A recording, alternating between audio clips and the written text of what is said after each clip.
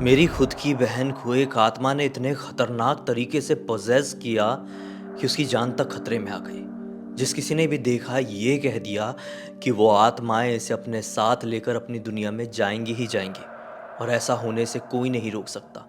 Doctors ने देखे तो कह दिए कि अब ये ज़्यादा दिनों की मोहताज नहीं है। बहुत सारे लोगों ने तो ये भी कहा कि अब आप लगातार भगवान का नाम भजिए, क्योंकि अब एक वही रास्ता है जिसे मौत के मुंह से बाहर निकाल कर लेकर आ सकते हैं। ज़्यादा पुरानी घटना नहीं है, मुश्किल से 10-12 दिन पहले से ही इस घटना की शुरुआत हम सभी लोगों के साथ हो गई थी। आइए शुरू से जानते हैं।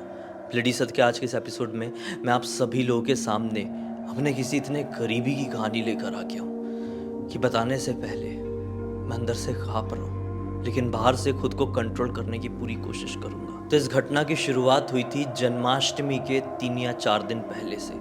हुआ यूं था, उससे पहले मैं आप लोगों को बता देता हूँ कि नेहा का कैसा रूटीन है, कैसी लाइफस्टाइल है। दरअसल नेहा मेरी सगी बहन नहीं, नेहा मेरी एक कज़िन है और उन लोगों के घर में ऐसा है कि उसका एक भाई, नेहा खुद और माता पिता उसके रहते हैं। नेहा इंजीनियरिंग की यानी JEE की तैयारी कर रही है, 12th पास हो चुका है और उसका लाइफस्टाइल कुछ ऐसा है कि सुबह उठती है, अपनी क्लासेस को चली जाती है और 4 बजे के आसपास, 4 साढ़े 4 बजे के आसपास वो घर को लौटती है। फिर थोड़ा सा फ्रेश होती है, कुछ नाश्ता वगैरह करती है और फिर शाम के टाइम थोड़ा छत में बैठ के, खुद के घर की छत में बैठ के पढ़ाई करती है कि थोड़ी फ्रेश हवा भी मिले, मूड फ्रेश भी हो और पढ़ाई भी वापस से जो पढ़ाए हैं आज क्लासेस में उसका रिवाइज हो जाए। तो ऐसा ही है भाई, वो रेगुलरली करती है।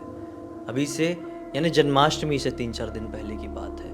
वो अपनी क्लासेस से लौटी, बढ़िया अच्छे, सब कुछ अच्छा था। ये दिन पूरी तरह से नॉर्मल था, 1% की गुंजाइश नहीं थी कुछ भी ऐसा लगने की यार लाइफ में कुछ गड़बड़, कुछ खतरनाक होने वाला है। वो अपनी कोचिंग से लौटी और हमेशा की तरह वो किचन में गई। आज पोहे बने हुए थे, पोहे बढ़िया से खाई है, मुँह हाथ धोई और फिर बोली कि मैं थोड़ा सा आज रिवाइज़ करके ऊपर से आ रही हूँ, आज 1 घंटे के आसपास के बाद लौटूंगी क्योंकि आज थोड़ा ज़्यादा रिवाइज़ करना है। उसकी मम्मी ने ही बोल दी कि ठीक है बेटा जा। भाई जो था नेहा का वो कहीं बाहर गया हुआ था खेलने के लिए, भाई छोटा है, भाई क्लास 10th में है और जो पापा है वो अभी तक अपनी ड्यूटी से घर को लौटे नहीं थे। नेहा चली गई। एक चेयर हमेशा उसकी छत में रहती थी, किताबें ताबें ली और छत में पहुंच गई, पढ़ ही रही थी। मुश्किल से 15-20 मिनट हुए थे। ऐसा लग रहा था कि चले जाऊं कि यार नीचे, अच्छा नहीं लग रहा है, मन नहीं कर रहा है, अजीब सी गर्मी सी लग रही है। नेहा आज छत में बैठ के पढ़ने में कंफर्टेबल नहीं थी, उसको सही नहीं लग रहा था। काश उसने अपने अंदर की आवाज़ सुन ली होती, वो उस समय उठकर वहाँ से चली गई होती नीचे, लेकिन उसने ऐसा नहीं करी। उसने सोची कि मैं नीचे जाकर फिर पढ़ूंगी तो ऊपर भाई खुले आसमान में इतनी गर्मी लग रही है तो नीचे तो और लगेगी, मम्मी काम भी कर रही होगी, किचन की खटर पटर होगी, पढ़ाई अच्छे से हो नहीं पाएगी। तो बैठी रही। फिर लगभग 5 मिनट और बीते होंगे। अचानक से उसे ऐसा फील हुआ कि हमारे घर के दरवाजे में कोई आया हुआ है।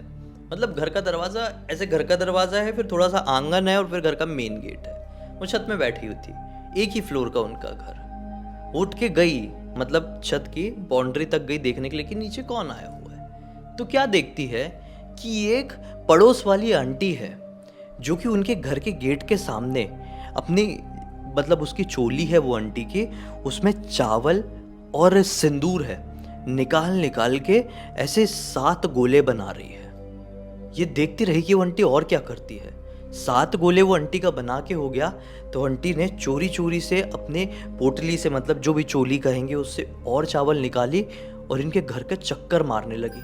अब वो आंटी का चक्कर मार के हुआ ही है और वो देखी कि कोई देख तो नहीं रहा है। वो आंटी यहाँ चोरों जैसी हरकत कर रही है, देखी कोई देख तो नहीं रहा है और फिर अपनी पोटली से कुछ निकालने ही वाली थी, कुछ और, मतलब पोटली, मतलब वो यार चोली, कि अचानक से नेहा ने टोक दी कि आंटी क्या हो गया, क्या कर रही हैं आप। आंटी ने हड़बड़ा के ऊपर देखी और दुम दबा के ऐसे भागी है जिसकी कोई लिमिट नहीं थी।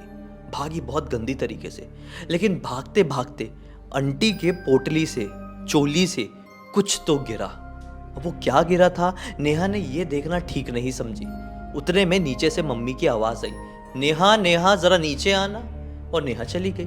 मम्मी ने नेहा को कुछ काम बताई और नेहा उस काम में लग गई। काम करते करते नेहा के दिमाग से ही निकल गया। नेहा ने सोची हुई थी कि मम्मी को ये बात बोलूँगी, लेकिन वो काम में इन्वॉल्व हो गई और नेहा बता ही नहीं पाई मम्मी को। फिर क्या हुआ, रात में किसी रिश्तेदार का फ़ोन आ गया और फ़ोन में बात करते करते और लगभग 1 घंटे बीत गए और पापा भी आ गए थे, भैया भी आ गया था छोटा वाला, लेकिन किसी को भी कुछ बोल नहीं पाई। और रात आ गई, ये सो गई और ये बात ही दिमाग से एक तरीके से उजड़ गई। फिर क्या हुआ कि लगभग 3-4 दिन बाद, जैसे मैंने आप लोगों को बताया, जन्माष्टमी आने वाली थी। तो जन्माष्टमी के ठीक एक रात पहले जो कृष्ण जन्म 12 बजे मनाया जाता है, तो ये लोग कृष्ण भगवान को बहुत ज़्यादा मानते। तो रात के 12 बजे तक सब लोग जाग रहे थे कि कृष्ण जन्म मनाएंगे। तो कृष्ण जन्म जैसे 12 बजे इन लोगों ने बढ़िया से सेलिब्रेशन किए हैं। सेलिब्रेशन करने के बाद इन लोग ना उपवास रखते हैं अभी से लेकर अगली शाम तक का। मतलब आज रात में जैसे कृष्ण जन्म हुआ 12 बजे, तो अभी कुछ खाएंगे नहीं, अगले दिन में भी कुछ नहीं खाएंगे, फिर अगली रात को ही सीधे खाएंगे।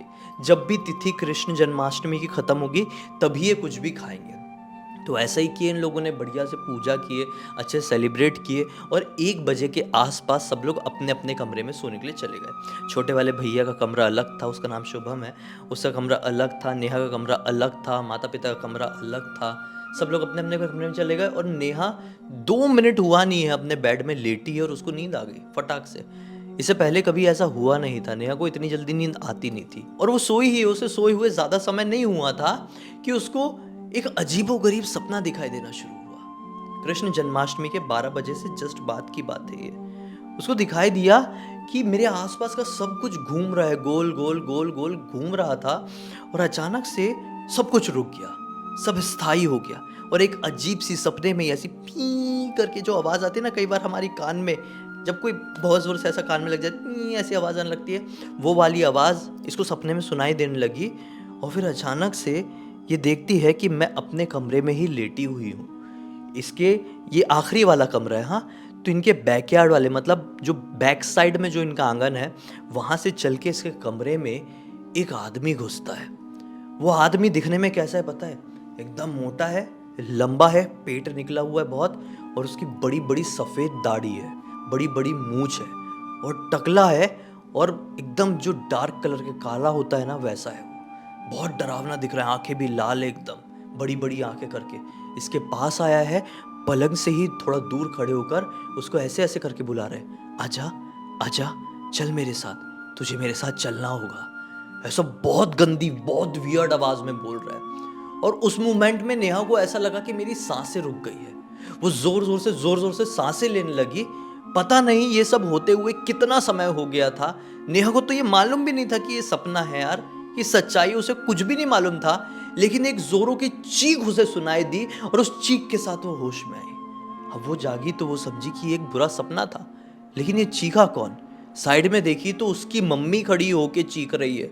बहुत ज्यादा डरी हुई थी उसकी मम्मी और लगातार नेहा को देखी जा रही थी। नेहा कुछ बोल पाती उससे पहले मम्मी भागते हुए नेहा के पास आती है और बोलती है, ये तूने क्या करी? नेहा बोलती, क्या हो गया? नेहा ने भी देखी कि मम्मी कहाँ देख रही है, तो वो भी चौंक गई, क्योंकि उसके बिस्तर में जहां पर उसका सिराना था उसके आसपास जहां पर उसका पिलो था, उसके बाल उखड़ के पड़े हुए थे। उसने वो बाल देखी, अपने पिलो के पास देखी जहां पे थोड़ा खून लगा हुआ था उसका यहाँ से निकल के, तो वो भी बहुत जोर से चीखी और चीख के यहाँ पे हाथ लगाई तो क्या पाई?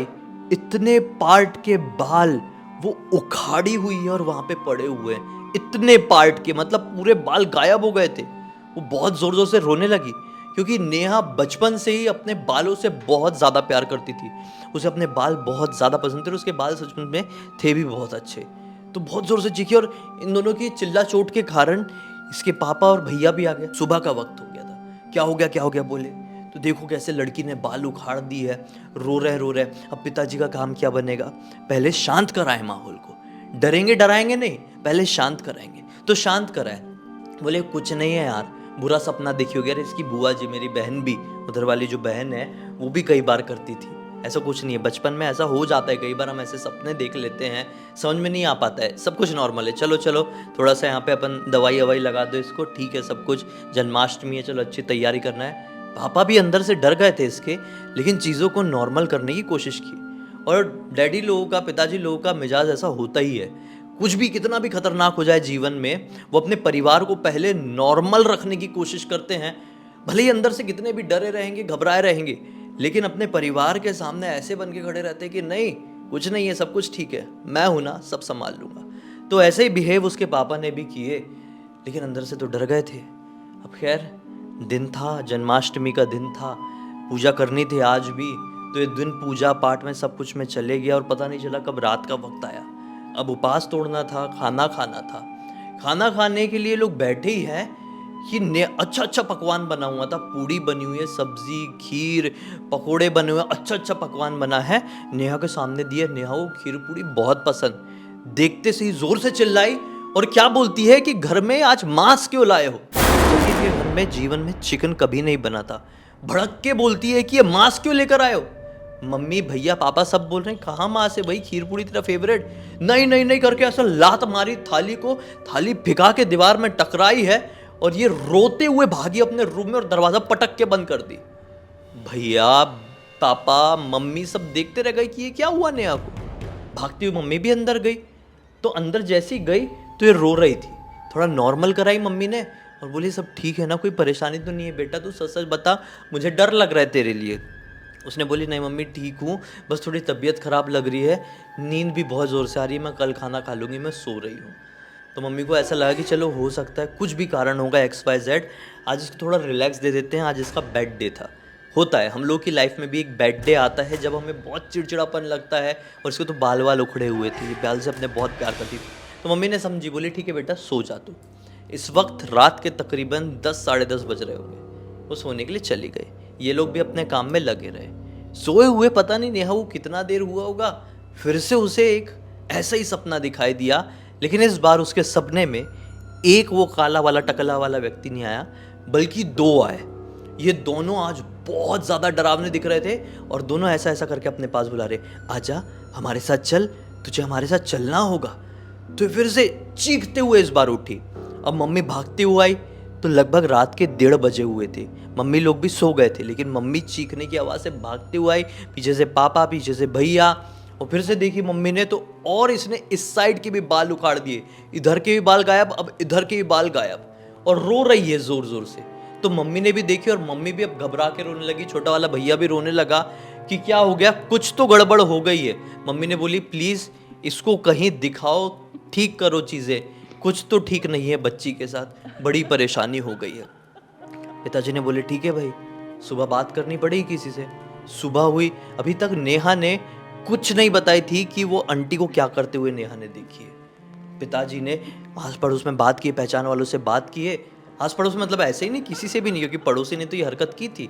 पहचान वालों से, रिश्तेदारों से बात की तो बताए कि अरे अपने घर वाले जो पंडित जी हैं, जो हमेशा किसी भी तरह की कोई भी पूजा पाठ, विपता, यज्ञ, हवन कुछ भी हो तो वही पंडित जी इनके घर पे आते थे और इनका पूरा साथ दे रहे थे ना जाने कितने सालों से। मतलब नेहा के पिताजी के बचपन से वो इनके परिवार वालों का साथ दे रहे थे, और वो पंडित जी की उम्र लगभग 85 साल के आसपास की थी, बड़े सिद्ध ब्राह्मण यार।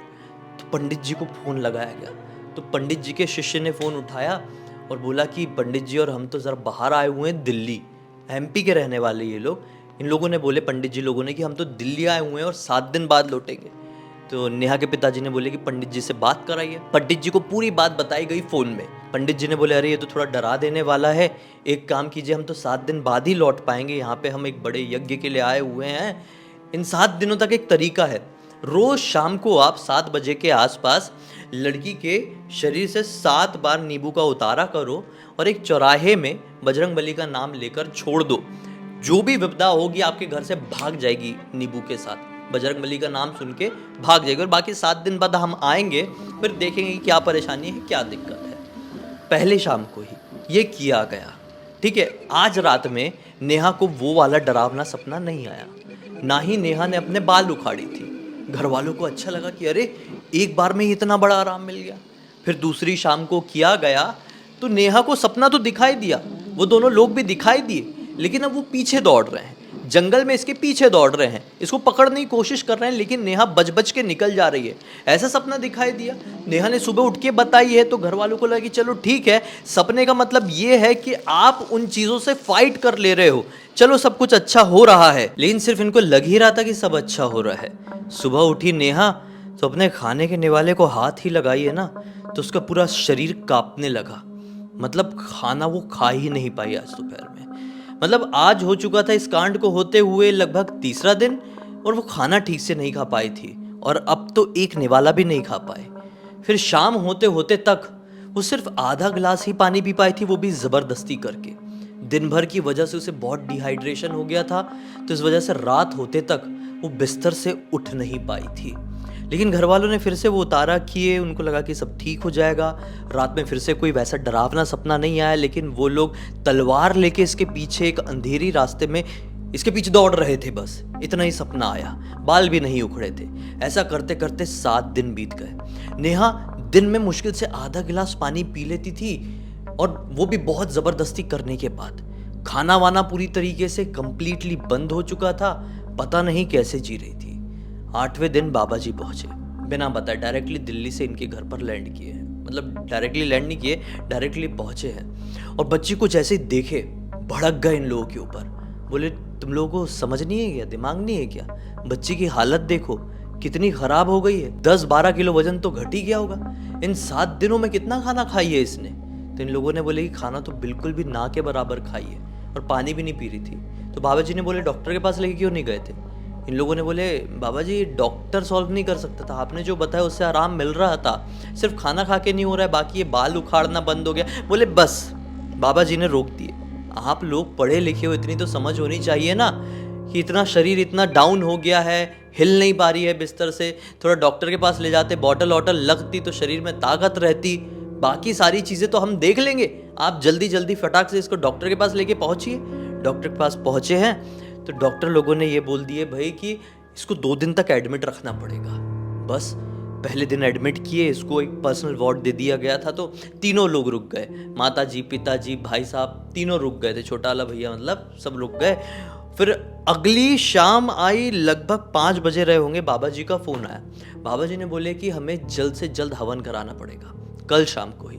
ध्यान रहे आप लोगों के परिवार में एक बहुत बड़ा संकट चल रहा है, आज की रात काटना बहुत ज़्यादा ज़रूरी है, क्योंकि जितना हमें समझ में आ रहा है मृत्यु आपके परिवार के ऊपर मंडरा रही है। आपके परिवार में से किसी न किसी की मृत्यु आज होने वाली है, संभल कर रही है। भगवान का नाम जपते रहिए, ऊपर वाले के ऊपर विश्वास बना कर रखना। ऐसा बोल के बाबा जी ने फ़ोन काट दिए। ये कांपने लगे सबकी सबकी, ये क्या बोल दिए बाबा जी ने? किसी का दिमाग काम नहीं कर रहा। ये फैसला ले लिया कि देखो भाई हॉस्पिटल में तो है, हमारे पास कमरा भी है, आज रात में कोई नहीं सोएगा, कोई अकेला बाहर नहीं जाएगा, कुछ नहीं करेंगे, बेटी को कुछ भी होगा तो तुरंत सब देखेंगे। भाई पूरी रात कैसे काटे हैं इन लोगों ने, वो ही लोग जानते हैं। एक बार बच्ची को खांसी भी आ जा रही है ना सोते सोते, तो भाग के जा रहे हैं, सहला रहे हैं, सब ठीक है कि नहीं, डॉक्टर नर्स को बुला ले रहे हैं, चिल्ला चिल्ला के जैसे तैसे करके ये रात कट गई। सुबह के 5 बजे बाबा जी का फिर से फ़ोन आया, सब ठीक है कि नहीं? इन लोगों ने बोले हाँ बाबा जी सब कुछ ठीक है। बाबा जी ने बोले ठीक है, हम आपको थोड़ी देर में लिस्ट भेज दे रहे हैं, हवन की सामग्री इकट्ठी कीजिए, आज हवन करवाना है। बेटी को वहाँ से आप पूछिए कि आज मिल सकता है क्या हमें छुट्टी। तो सुबह हुई, यही कोई 7 बजे के आसपास इन्होंने पूछे छुट्टी मिल सकती है क्या? डॉक्टर्स ने बोल दिया हाँ ठीक है ले जा लो, कुछ प्रॉब्लम होगी तो लेके आ जाना। उधर पे फिर हवन का पूरा सामान इकट्ठा किए हैं। बाबा जी शाम को टाइम पे आए, हवन कराए हैं, और फिर उसके बाद से चीज़ें धीरे धीरे करके नॉर्मल होना शुरू हुई। इन लोगों ने बाबा जी से पूछे भी थे कि बाबा जी ऐसा क्या हो गया, तो बाबा जी ने बस एक ही लाइन बोले थे, अपनी बिटिया से पूछो, उसको सब पता है। फिर बिटिया ने बताई है, बिटिया ने बताई तो अपने कानों पर विश्वास नहीं हुआ है। कितने दिन हुए होंगे सोचो आप लोग बताए हुए, अभी से 3-4 दिन पहले चीज़ें थोड़ी नॉर्मल हुई है। अभी एग्जैक्टली ये तो नहीं बोलूँगा कि मैं पूरी तरीके से ठीक हो गई है, लेकिन हाँ अभी काफ़ी बेहतर है। बहुत खतरनाक हुआ जो कुछ भी हुआ उस पड़ोसी आंटी के वजह से। ये सारी बातें हमें ये सब कुछ जब ख़त्म हो गया तो पता चला है। कहीं पे भी बाहर नहीं निकलने दिए थे इन लोगों ने, सिर्फ उनके परिवार को ही पता था, और आस पड़ोस में जो 2-3 रिश्तेदार रहते थे, उनके क्लोज रिश्तेदार, उन लोगों को पता था, और बाबा जी को पता था, और करने वाले को पता था। बाकी किसी को भी कोई जानकारी नहीं थी। इतना सब कुछ हो गया, फिर अभी से 1-2 दिन पहले हम लोगों को पता चला है। तो वही मैंने सोचा आप लोगों को बता दूं, और ये सतर्क करने की कोशिश करूं कि भाई ऐसा कुछ भी होते हुए आप देखते हैं कि कोई अननोन पर्सन आपके घर के आसपास ये हरकत कर रहा है, तो तुरंत टोकिए, अपने घर के बड़ों को बताइए, क्योंकि नहीं मालूम वो कौन सी हरकत आपके परिवार के साथ या आपके साथ करना जा रहा है। खैर उम्मीद करता हूँ कि आज की इस कहानी के ज़रिए आप लोगों को कोई ना कोई सीख ज़रूर मिली होगी। अब तक इस वीडियो को देख लिए तो लाइक ज़रूर कर देना, चैनल को सब्सक्राइब करके बेल आइकन दबा के ऑल के ऑप्शन में क्लिक कर देना, क्योंकि इसी तरह के हैरान कर देने वाले खौफनाक वीडियोस डेली आप लोगों के सामने लेके आता रहता हूँ। इंस्टाग्राम की लिंक इस वीडियो के डिस्क्रिप्शन बॉक्स में मिल जाए, क्लिक करके डायरेक्टली वहाँ पर पहुँच जाना। और इसी तरह की कोई भी कहानी, टॉपिक या जानकारी आप लोगों के पास भी है तो लिख भेजना। हो सकता है मेरा अगला वीडियो कल आप लोगों के हिसाब से ही बन रहा हो। तो चलिए कल फिर से मिलता हूँ, तब तक के लिए बहुत बहुत धन्यवाद। आप लोगों का दिन शुभ हो।